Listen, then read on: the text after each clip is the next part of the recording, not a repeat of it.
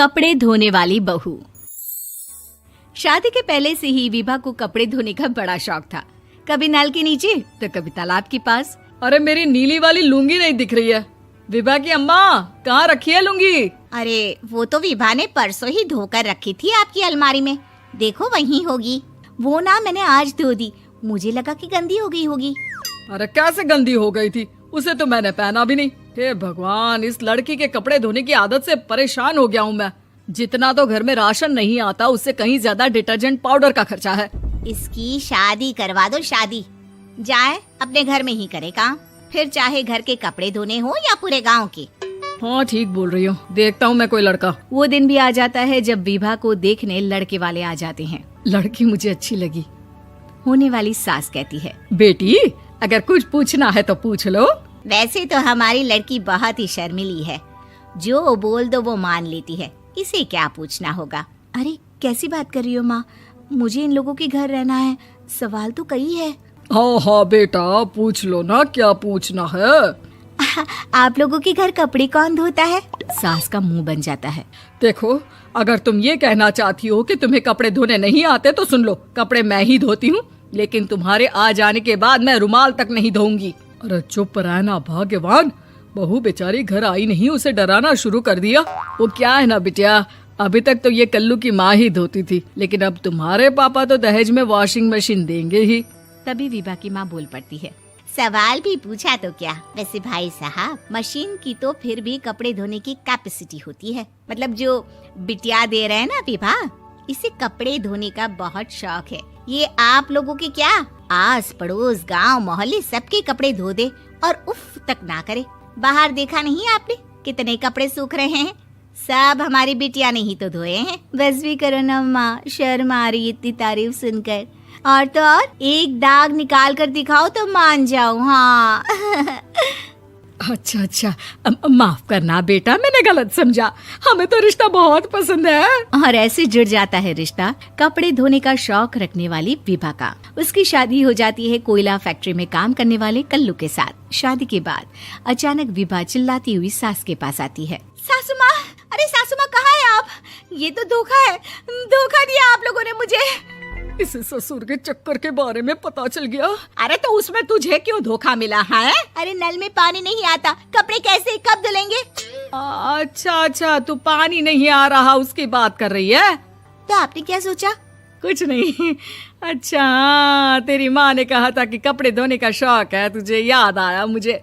शौक बोलकर कपड़े धोने वाले मेरे जुनून को कम ना आके सासू माँ, कपड़ा धोना मेरा गुरूर है। तभी पति भी वहाँ आ जाता है। अभी मैंने इसे सनी देओल की फिल्म दिखाई है, उसी के डायलॉग मार रही है माँ। अच्छा सुन, साफ साफ बता रही हूँ, पानी सुबह 4 से 6 और शाम को 10 से 12 आता है, समझी? विभा टाइमिंग सुनकर हैरान हो जाती है। ये क्या भूतों का मोहल्ला है? सुबह 4 बजे उठकर कौन कपड़े धोता है? 4 बजे टंकी में पानी जाता है, फिर सारा दिन धोना ना, किसने मना किया? अरे कैसी बात कर रही हैं? 200 लीटर की टंकी में कितने कपड़े धो लूंगी मैं? सुबह ही उठ जाऊंगी मैं। अब क्या था, विभा सुबह 4 से लेकर रात के 12 बजे तक कपड़े ही धोती रहती। एक रोज सास पड़ोस से निकलकर कहीं जा रही होती है कि साथ वाली कहती है, हाँ कल्लू की माँ, जरा ये बताओ कि 2 साड़ी है, 2 ब्लाउज और एक पेटीकोट और एक नाड़े वाला लंबा कच्छा। हाँ तो? अरे तो क्या, कितना लोगी धुलाई ये बताओ। धोबन दिख रहे हैं हम क्या? हमारे पति सरकारी नौकरी से अभी रिटायर हुए हैं और बेटा सुपरवाइजर है कोयला फैक्ट्री में। धोबन समझ रखा है हमें? हाय रे कल्लू की अम्मा, माफ कर दो, वो तो मोहल्ले में यही सब बता रहे थे कि तुमने बहू को कपड़ा धुलवाने के काम में लगा दिया है। सास को पड़ोसन की बात सुनकर गुस्सा आ जाता है। वो घर पहुंचती है जहां घर के बाहर ही इतने सारे कपड़े सूख रहे होते हैं जितने कि किसी धोबन के घर पर। अरे ओ कल्लू की दुल्हन, बाहर निकल। माँ जी यहीं आ जाओ, बाथरूम में चादर धो रहे हैं हम। अरे अभी हम धोते हैं, तुमको बाहर निकलो। ये आस पड़ोस वाले बोल रहे हैं कि हम बहू से कपड़े धुलवा कर उसे कपड़ा धोने वाली बना दिए हैं। अरे छोड़ो ना माँ जी, किन लोगों की बातों में आती हो? आस पास के लोगों का तो काम ही होता है कि वो किसी तरह सास बहू को लड़ा दे। बहू सारे घर के कपड़े धोती है, ये क्या कम है? बोलिए। सास को भी लग जाता है कि वो बहू का ये सनकीपन नहीं छुड़वा सकती, इससे अच्छा है कि खुद ही चुप हो जाए। एक रोज सास और बहू मंदिर जाते हैं, जहाँ सास की साड़ी वहाँ खड़ी भीख मांगने वाली से मिलती है। माँ जी क्या बात है, आपकी साड़ी उस भिखारन से कितनी मिल रही है ना? हाँ हाँ देखो तो, दोनों की साड़ी मिल रही है। क्या बात है कल्लू की अम्मा, तुम खुद को तो अफसर की बीवी बताती हो और ऐसी सिंपल सी प्लेन साड़ी पहनकर घूमती हो। सिंपल और प्लेन नहीं है ये साड़ी। तो क्या सोने के धागे से फूल बने हैं? कुछ भी सासू माँ, कुछ भी। हाँ बने थे इस साड़ी में सोने के धागे से फूल।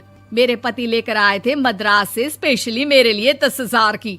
ताहे भाई साहब इस भिखारन के लिए भी सेम टू सेम साड़ी लेकर आए होंगे 10,000 की। सास उस वक्त तो कुछ नहीं कहती, लेकिन बहू के साथ घर आती है और अलमारी से एल्बम निकाल कर लाती है। ये साड़ी देख रही है, ये वही साड़ी है जिसे मैंने अभी पहना था। इस साड़ी में ये जो चमकदार फूल दिख रहे हैं ना, ये सोने के धागों से काटे गए हैं। लेकिन तू लोकल वॉशिंग मशीन ब्रश से घिस घिस कर सारे फूलों को निकाल कर साड़ी प्लेन कर दी। मुझे माफ कर दीजिए सासू माँ। और तो और, जब मैंने तुझे तेरी गलती के लिए कुछ नहीं कहा, लेकिन तूने तो सबके सामने मेरा मजाक ही बना दिया। क्यों? बहू को समझ में आ जाता है कि अब से उसका कपड़े धोना बंद।